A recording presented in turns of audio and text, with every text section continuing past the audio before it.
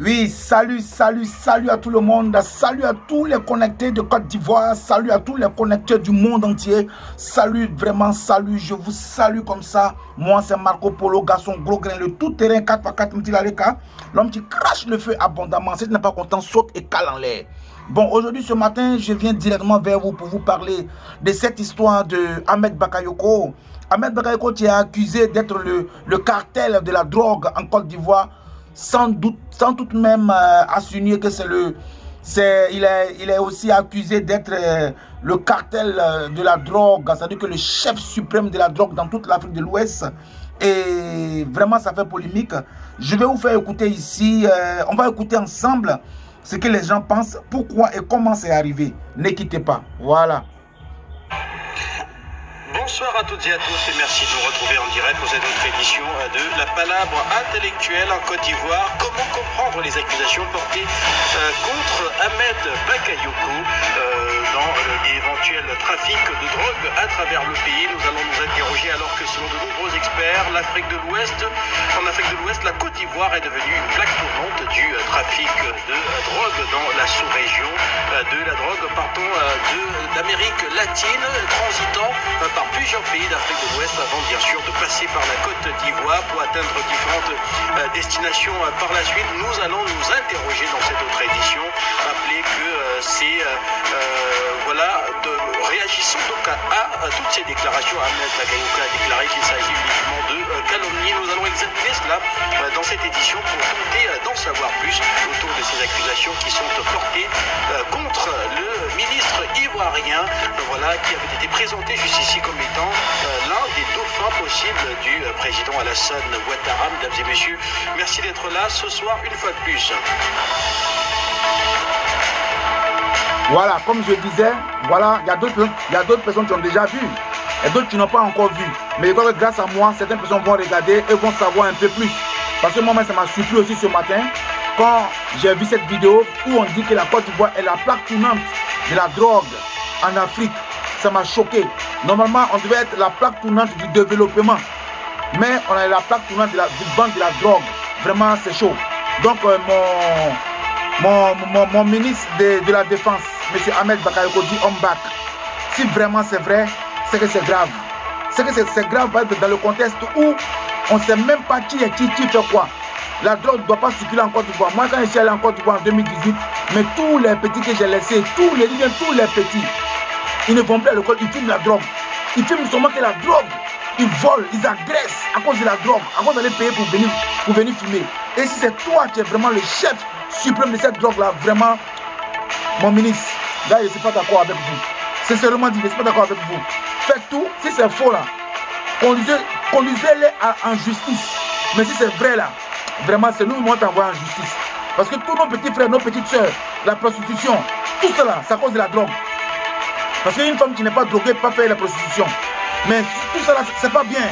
Monsieur le ministre, c'est pas bien. Si vraiment c'est vrai là, Niawa, désolé. Bon, on écoute toujours. Ne quittez pas. La Palabre Intellectuelle et nous sommes une fois de plus en Côte d'Ivoire avec l'actualité et des accusations assez importantes portées contre. Voilà, je mets mon bidon d'eau pour que je. Voilà, ça reste tranquille quoi. La folle. Ahmed Bakayoko est aujourd'hui accusé d'être le grand parrain du trafic de drogue en Côte d'Ivoire. Il ne s'agit pas que de s'en prendre à Kiria, Doucouré. L'enquête est accablante et accuse M. Ahmed Bakayoko. L'enquête est accablante. Drogue en Côte d'Ivoire, la drogue qui est aujourd'hui dans les établissements scolaires. Dans les établissements scolaires. La jeunesse du pays. Dans la jeunesse. À travers la ligne, dans de nombreux tabloïds ivoiriens qui mais c'est pas possible.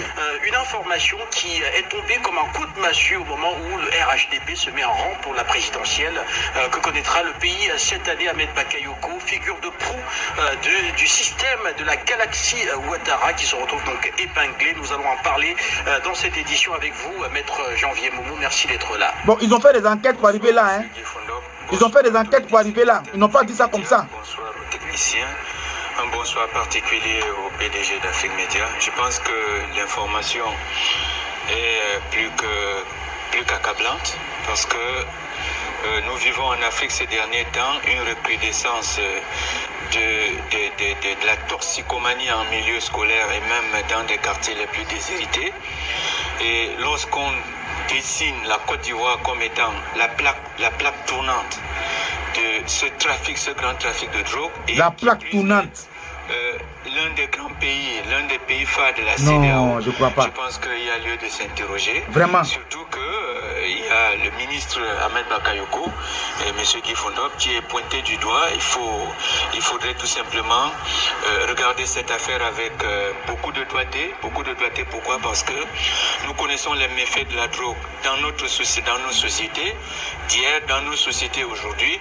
Et il faut éviter que cela ne s'aggrave pour l'avenir de nos enfants. Donc c'est un sujet assez intéressant. Pourquoi? Parce que les informations que nous avons glanées aussi font état de ce que la Drug Enforcement Administration, la DEA américaine, qui a la spécialité sur l'enquête, sur le contrôle, sur la recherche et les enquêtes du trafic de drogue à l'intérieur des États-Unis et hors des États-Unis, est effectivement très intéressée sur ce qui se passe en Côte d'Ivoire. Merci à vous, Ahmed Janvier Momo, d'être présent sur ce plateau avec nous pour en parler. Et également pour en parler, Luc Michel est à Bruxelles. Bonsoir Luc et merci de nous retrouver. Alors, a priori, comment est-ce qu'on devrait comprendre ces accusations portées contre le ministre ivoirien de la Défense, Ahmed Bakayoko, reconnu proche des milieux artistiques en Côte d'Ivoire, reconnu également proche de la jeunesse ivoirienne? Est-ce qu'on va dire que cette proximité ici pourrait expliquer les accusations qui sont aujourd'hui portées contre lui?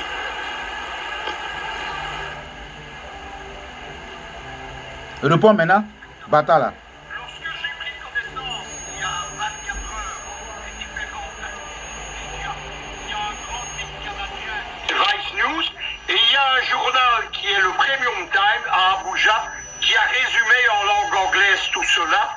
On a un peu l'impression qu'on est dans un roman SAS de Gérard de Villiers, ou dans le fameux film Tony Montana avec Al Pacino qui décrit ces milieux de la drogue. C'est une longue histoire. Elle ne passe pas seulement par la Côte d'Ivoire, elle passe par la Guinée-Bissau, elle passe par la Colombie. On a l'impression, on est passé avec une Côte d'Ivoire qui était le bon élève de l'Occident et qui aujourd'hui n'est pas seulement une dictature en marche, mais qui est surtout un narco-État. C'est un peu de ça qu'il s'agit. Il y a effectivement dans le rôle de Bakayoko, il y a sa proximité avec la jeunesse, il y a les milieux artistiques, il y a surtout les fameux gangs de microbes qui ont combattu pendant la guerre civile pour Ouattara et qui ont renforcé la force privée de Ouattara que gouvernait Bakayoko, qu'il ne faut pas confondre avec les forces nouvelles de Guillaume Soro. C'était deux voies différentes. On a un peu l'impression, quand on découvre ces enquêtes, moi ce n'est pas ce que vous pensez. Les Américains ne sont pas très impliqués là-dedans. Là, je dément un peu Maître Momo. Ceux sont les Français et les Belges. Il y a une invasion de la drogue. Abidjan, c'est le port de distribution depuis l'Amérique latine vers la Belgique. Depuis l'Amérique latine vers la Belgique. Et vous devez savoir, moi je peux en témoigner, à tous les coins de rue le soir à Bruxelles, il y a des dealers et vous trouvez toutes les drogues possibles, l'héroïne, la cocaïne, le ganja, etc. Beaucoup de jeunes se droguent, ils commencent par le hashish dès un âge très bas, 12-13 ans, et puis ils passent à des choses plus importantes. Il y a toute une économie grise derrière la drogue en Europe, et il y a également toute une frange de la société, familles comprises, qui en souffrent, puisque la drogue conduit à la délinquance et à la prostitution pour les filles aussi bien que les garçons. Moi je pense, quand vous lisez particulièrement le Premium Time, moi je l'ai lu attentivement plusieurs fois pour préparer cette émission, vous vous apercevez qu'à plusieurs reprises, il y a des agents français, des services secrets et de la brigade de répression des drogues françaises qui interviennent dans le dossier. C'est eux qui viennent balancer Bakayoko. Je pense que les Français en particulier, pas seulement les Occidentaux, en ont un peu assez de la déliquescence de Ouattara et de l'État de Côte d'Ivoire, et ceci explique cela. Les Américains, eux, ils sont un peu les responsables de ça, puisque vous savez qu'au départ, la filière de la drogue, elle venait du Brésil, où on centralise la drogue qui vient de Colombie, du Pérou, etc. Ce sont les cartels de Colombie, et la drogue partait dans un narco-État où les Colombiens contrôlaient tout, qui était la Guinée-Bissau. La Guinée-Bissau, elle était infectée par les narcotrafiquants jusqu'au plus haut degré de l'État, y compris la première dame du pays, et y compris le chef de sa marine. Mais en 2013, il a été arrêté dans les eaux territoriales, envoyé en avion et mis dans une prison américaine. Et à partir de cela, les Américains n'ont pas réglé du tout le problème de la drogue vers l'Afrique, ils l'ont simplement démultiplié. Les plateformes de la drogue, c'est alors devenu Dakar, Lagos, Abuja, mais aussi la principale qui est Abidjan. Abidjan, je le répète, d'où la drogue part vers les États-Unis, mais principalement vers l'Europe, c'est-à-dire Anvers, Rotterdam. Il y a en Côte d'Ivoire, on est dans une histoire, je vous le disais, qui mériterait un bon film avec Al Pacino. On a les deux grandes mafias italiennes, la Camorra de Naples et la 'Ndrangheta de la Calabre, qui sont impliquées. Il y a, les Français ont dénoncé et démantelé l'année passée une Spaghetti Connection, par exemple. On est un peu dans les films French Connection, etc. Mais, depuis le départ, Bakayoko expliquant cela, on attaque la drogue en Côte d'Ivoire, mais on attaque la petite drogue. On attaque le hashish, le ganja, les fumoirs, etc. Mais on ne saisit pas de cocaïne. Ce qui concerne la Côte d'Ivoire, c'est la cocaïne. L'enquête de Vice News explique qu'on a saisi des milliers de tonnes de hashish, parce que les douanes qui les saisissent de Côte d'Ivoire sont intéressées, elles ont un pourcentage sur les saisies, mais on n'a même pas saisi 1 kilo de cocaïne depuis le soi-disant combat contre la drogue. La drogue, elle a entraîné la Côte d'Ivoire dans une spirale infernale, puisqu'il y a également des liens avec les terroristes, avec les djihadistes. Les attaques de 2016 en Côte d'Ivoire, des hôtels par exemple, elles sont liées aussi au narcotrafic. Tous ces djihadistes qui vous parlent de la morale du Coran, de la décadence de l'Occident, ils se fournissent, ils se financent avec les trafics de drogue, de cigarettes, d'êtres humains. Le plus grand trafiquant de cigarettes d'Afrique du Nord, c'est un certain Mokhtar Belmokhtar. C'est le chef djihadiste d'Al-Morabitoum, qui est un des piliers d'AQMI. Voilà pourquoi je pense que les Français en ont un peu marre. Et surtout, vous savez que le successeur désigné de Ouattara, parce que la politique est présente là-dedans, c'était Gon Coulibaly. Ouattara est annoncé en voyage privé à Paris cette semaine. Gon Coulibaly ne rentrera pas. On a essayé de le ramener en Côte d'Ivoire. Il est plongé dans un coma artificiel pour des problèmes cardiaques. Et Ahmed Bakayoko fait le forcing pour devenir le prochain président. Et je pense que les Français ne veulent pas voir un narcotrafiquant comme président de la Côte d'Ivoire. Bon, je crois que tout a été déjà dit. Et voilà, c'est un peu long, mais je crois que l'essentiel a été dit. L'essentiel a été dit dans cette histoire de Ahmed Bakayoko et la drogue en Côte d'Ivoire. Vraiment, je trouve ça déplorable, je trouve ça inhumain de la part du ministre de la Défense. Si vraiment ce qu'ils ont dit c'est exact, vraiment je trouve ça désolant. Parce qu'en Côte d'Ivoire, on voit maintenant de nos jours, tout le monde se drogue. Je dis bien, tout le monde se drogue. Il ne peut pas avoir une quantité comme ça. On attrape des femmes à bobo. On attrape des femmes à bobo. Des tonnes de drogue. C'est-à-dire que c'est pas possible. Même les vieux à bobo là, on les attrape avec des pas possibles de kilos de drogue. Ça n'est jamais arrivé en Côte d'Ivoire. Normalement, la Côte d'Ivoire doit être une plaque tournante du développement. La Côte d'Ivoire doit être une plaque tournante comme elle était toujours. De la musique, de la joie. La Côte d'Ivoire doit être une plaque tournante après cette guerre qu'on a eue. Après tous ces marmailles, tout ce qui s'est passé en Côte d'Ivoire.